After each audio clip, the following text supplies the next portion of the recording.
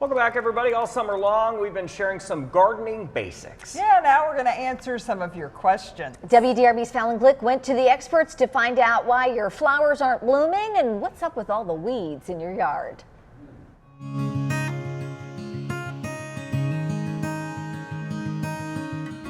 We are back at Wallitsch Gardens with Jeff Wallitsch answering some viewer questions, and our first questions are about zinnias. Okay.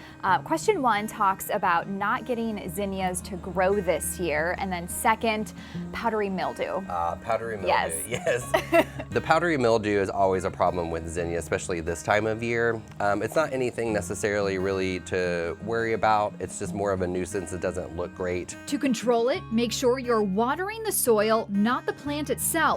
You can also use a fungicide. And then what about the zinnias not growing if you've planted a ton of seeds? So that could have been a couple different things. So depending on when they planted them this spring, could be with a lot of the wet spring that we had and the moisture, they could have rotted or stayed too wet. Our next question is about hydrangeas. Why are my hydrangeas not flowering? Is there anything that I can do about it? Yeah, so there's lots of things with hydrangeas. I'm gonna say maybe this hydrangea is a shade hydrangea. There's 3 different reasons why they wouldn't bloom. The first one is if they're in too much shade. The second thing is they are cut back at the wrong time. And then the third thing is if you get your lawn fertilized, and then your hydrangeas are close to the lawn, there's a lot of nitrogen that is put on the grass, and that nitrogen can leach into the soil where the hydrangea is, and nitrogen promotes foliage growth, but it doesn't promote blooms. So, find a good fertilizer with the high middle number to promote blooms. This next question is about lilac bushes. They ask,